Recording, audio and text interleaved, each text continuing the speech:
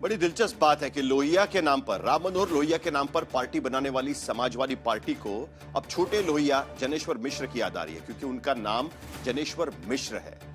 किसी कम्युनिटी की पॉलिटिक्स है, जात की पॉलिटिक्स है, उस पर चर्चा करेंगे। हमारे साथ के शर्मा, भारतीय जनता पार्टी के प्रवक्ता जुड़ रहे हैं, घनश्याम तिवारी समाजवादी पार्टी की तरफ से चर्चा में शामिल हो रहे हैं, राघवेंद्र द्विवेदी बहुजन समाज पार्टी से इस चर्चा में शामिल होंगे, आशुतोष हमारे पॉलिटिकल एनालिस्ट और वरुण पुरोहित भी इस चर्चा में शामिल हो रहे हैं। 3 सवाल इस पैनल के सामने। पहला सवाल, क्या जनेश्वर मिश्र जयंती बनाकर अखिलेश ने ब्राह्मण वोट पर डोरे डाले हैं, क्योंकि अब इसे प्रबुद्ध सम्मेलन कहा गया है?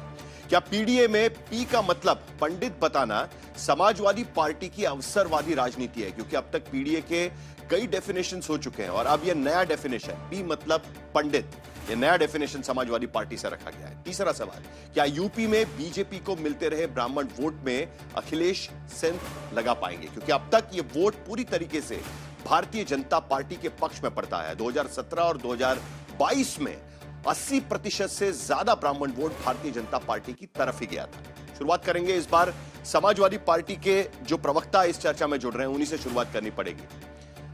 तो घनश्याम तिवारी जी, आपको अवसरवादी क्यों नहीं कहा जाए? क्योंकि अब तक तो आपको कभी ब्राह्मण समाज की इस तरीके से याद नहीं आई। जैसे मैंने कहा कि राम मनोहर लोहिया के नाम पर पार्टी बनाई, अब छोटे लोहिया की याद आ रही है, क्योंकि उनका नाम मिश्रा है। नमस्कार आपको, दर्शकों को और को पैनलिस्ट को। आज तक एक प्रबुद्ध चैनल है, मुझे लगता है कि हम तर्कों और तथ्यों के साथ बात करें तो उपयुक्त होगा। आपका कोई भी दर्शक अगर जनेश्वर मिश्र जी की समाजवादी पार्टी से जुड़ाव के बारे में चर्चा करे, आपको मेरी आवाज आ रही है? जी जी। आपका कोई भी दर्शक अगर जनेश्वर मिश्र जी के समाजवादी पार्टी के साथ जुड़ाव की चर्चा करे, चाहे 1950 से 60 का दशक हो, जब छोटे लोहिया डॉक्टर राम मनोहर लोहिया जी के प्रत्यक्ष शिष्य थे, संयुक्त सोशलिस्ट पार्टी में सक्रिय थे, या 1970 का दशक था जब उन्होंने जयप्रकाश नारायण के आंदोलन में सक्रिय भूमिका निभाई, या फिर 1977 से 80 का दशक था, या 80 के बाद का दशक था। लगातार और उसके बाद जिस तरीके से हमने उनके नाम पर अखिलेश यादव जी की सरकार ने जनेश्वर मिश्र पार्क बनाया, जो वाकई समाजवाद की पहचान है, जिस पार्क में पूरे उत्तर प्रदेश का कोई भी व्यक्ति जाता है अपने परिवार के साथ, वो प्रकृति का आनंद लेता है, वो समाजवाद को महसूस करता है। कोई बड़ा छोटा नहीं है, सब एक तरीके से सरकारी तंत्र के माध्यम से बनी हुई एक बेहतर मिसाल का उपयोग कर सकते हैं। तो मुझे लगता है कि ये इतनी लंबी कड़ी है कि इसमें अवसरवाद का तो सवाल ही नहीं उठता है।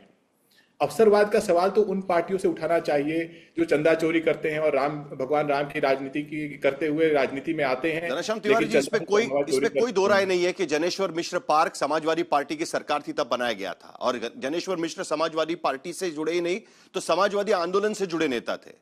राम मनोहर लोहिया और राजनारायण के चेले थे और इसीलिए उन्हें छोटा लोहिया भी कहा जाता था, इसमें कोई दो राय नहीं है। जब उनका निधन हुआ तब भी वो समाजवादी पार्टी के ही राज्यसभा के सांसद थे, इसमें भी कोई दो राय नहीं है।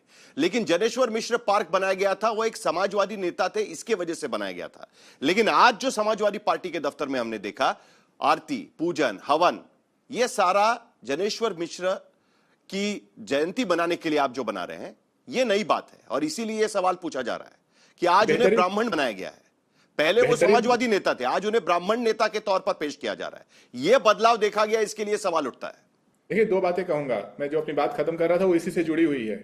पिछले 12 सालों में आपने देखा है कि के शर्मा जी जैसे लोग और भारतीय जनता पार्टी के प्रबुद्ध लोग मौके मौके पर आपको सर्टिफिकेट देके जाते हैं। आप एंटी नेशनल हैं, आप एंटी हिंदू हैं, आप एंटी राम हैं, एंटी ये हैं, एंटी वो हैं, सर्टिफिकेट बांटते रहते हैं। जिस पार्टी ने पिछले 12 साल में 25,000 करोड़ का चंदा जमा किया है, जिसने संसद को शॉपिंग मॉल बना रखा है, जिस पार्टी में 800 एमपी और एमएलएज हैं, ये स्टेटिस्टिक्स हैं, जिनके क्रिमिनल ट्रैक रिकॉर्ड्स हैं आज की डेट में, वो पार्टी 12 साल से सबको, आज छात्रों को सर्टिफिकेट बांट रही है, बेटियों को सर्टिफिकेट बांट रही है। लाठी और पैलेट गन तो उपहार है। तो जब हम जनेश्वर मिश्र जी के, स्वर्गीय जनेश्वर मिश्र जी के नाम पर उनके पार्क में कार्यक्रम करना चाहते हैं, वो पार्टी हमें करने नहीं देती है। जब अपने दफ्तर में करते हैं तो हम ये बताना चाहते हैं हर कार्य से कि हम किसी पार्टी के, वैसे भी नकली पार्टी जो कि चंदा चोरी करती है, चढ़ावा चोरी करती है, उसके सर्टिफिकेट के मोहताज नहीं है। इस देश की संस्कृति में जो भी रिचुअल है, जो भी तरीके हैं, किसी भी जयंती को, किसी भी समय को और किसी भी विषय को सेलिब्रेट करने के, उसके अनुसार हम काम करेंगे। इसमें हमें किसी का सर्टिफिकेट नहीं चाहिए। आपको अच्छा लगता है, आपका साधुवाद आपको अच्छा नहीं लगता है, उस पर ये साधुवाद। सर्टिफिकेट आपकी तरफ से भी दिया गया, पीडीए का नाम बदल दिया गया। पीडीए में जो पी था वो पिछड़ी की जगह पे, पीड़ित की जगह पे अब पंडित हो गया है। ये भी एक बड़ी दिलचस्प बात है। के शर्मा जी, आप कैसे देखेंगे इस बात को? क्योंकि एक बड़ी चौड़ी चार्जशीट भी अखिलेश यादव वहां पर गिनवा रहे थे कि आपकी सरकार कैसे ब्राह्मण विरोधी है, ठाकुरवाद की सरकार है। देखिए साहिल जी, हंसी आती है कि चोर साहूकार बनने चला है। मुझे आश्चर्य हुआ कि समाजवाद और जातिवाद का क्या लेना देना है। जनेश्वर मिश्र जी के विचारों को कभी अखिलेश यादव ने पढ़ा भी है, उनके भाषणों को सुना भी है? उसमें जातिवाद की दुहाई है क्या? ब्राह्मणवाद की दुहाई है क्या? तो असली बात तो ये श्रद्धांजलि नहीं दे रहे हैं जनेश्वर जी को, उनके प्रति उसको जाति को लेकर राजनीति करना चाह रहे हैं। और दूसरी बात, पीडीए आपने ठीक कहा, अब पी से पंडित हो गए, अब पिछड़ा गए तेल लेने, अब पी पंडित हो गए। ये वास्तव में पीडीए परिवार डेवलपमेंट अथॉरिटी है। अपने परिवार का, मुलायम खानदान, अखिलेश खानदान का कैसे हम विकास करें, ये है पीडीए, इसका एक्चुअल है। तीसरी बात, अभी घनश्याम तिवारी जी कह रहे हैं सर्टिफिकेट बांट रहे हैं। साहब, हम सर्टिफिकेट नहीं बांट रहे हैं। आपके पाप, आपके कुकर्म आपको सर्टिफाइड करते हैं कि आप हिंदू विरोधी हैं, आप ब्राह्मण विरोधी हैं। क्योंकि यदि आप ब्राह्मणों की बात करते हैं तो हिंदू धर्म की भी बात आती है। और ये आपकी सर्टिफाइड क्या है, पहले मैं ब्राह्मणों में बता देता हूं। मुझे थोड़ा टाइम दे दीजिएगा, बहुत लंबा बोला है सर इन्होंने। 2013 में एक साल की एक दो घटना केवल बताता हूं इंपॉर्टेंट।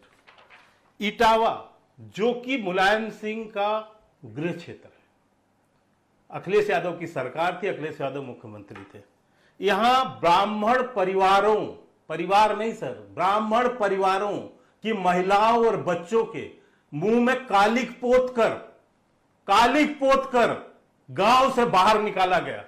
और जब इसका यहां पर सदन के अंदर में विरोध हुआ तो क्या बोला मुलायम सिंह यादव ने, सुना आपने? ऐसी घटनाएं तो होती रहती, ये तो भाषा थी सर। मैनपुरी में 3 ब्राह्मणों की हत्या कर दी गई, कोई कॉग्निजेंस नहीं। हमीरपुर में 4 ब्राह्मणों की हत्या हुई। ये मैं नहीं कर रहा हूं सर, ये जागरण अखबार है, ये जागरण अखबार की रिपोर्ट बता रहा हूं मैं कोई हवाई बात आपसे नहीं कर रहा हूं साहिल जी। ऐसे में कई घटनाक्रम बता सकता हूं आपको। आज इनको शर्मा जी, सुधा गया।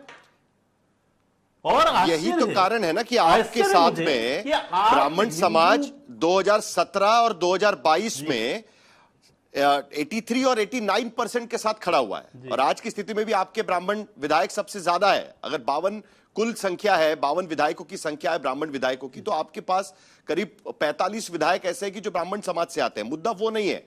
अब एक नई चार्जशीट आपके खिलाफ भी रखी गई है, जैसे कानपुर के भीतर जो डिमोलिशन की कार्यवाही हुई, उसमें जो दीक्षित परिवार में जलकर उनकी मौत हो गई, वो एक मुद्दा उठाया गया। विकास दुबे, उनकी एनकाउंटर का मुद्दा उसमें उठाया गया है। अभी मुक्तेश्वरानंद जी के जो बटुक है, उन पर जो कार्यवाही हुई, उसका मुद्दा उस पर उठाया गया है।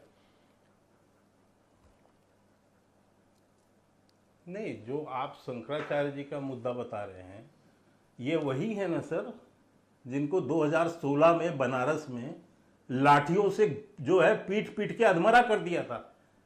इन्हीं के साथी और जो साधु संत थे, तब इनको ध्यान नहीं है। ये मैं इसीलिए कह रहा हूं कि ये दोहरा चरित्र है अखिलेश यादव का, ये बहुरूपीय हैं। आज इनको पूरे वहां उत्तर प्रदेश में विकास का मुद्दा नहीं दिख रहा है, कोई मुद्दा नहीं है, इनको समझ ही नहीं आ रहा। तो इसलिए ये इस तरह की जातिवादी मुद्दा उठा रहे हैं। और ये क्या, ये मैं वही कह रहा था कि आप हिंदुओं का अपमान करते रहे।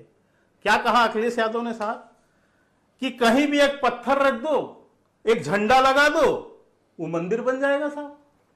ये तो आस्था है हिंदू धर्म के प्रति इनकी। दीपावली के समय अखिलेश यादव ने क्या कहा? अखिलेश यादव ने कहा कि ईसाइयों से सीखो, मोमबत्ती जलाएं।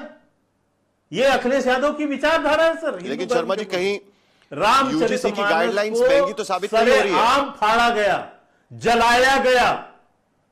क्या यूजीसी गाइडलाइंस कई महंगी तो साबित नहीं हो रही मुझे बात तो करने दीजिए, मैं जो कह रहा हूं।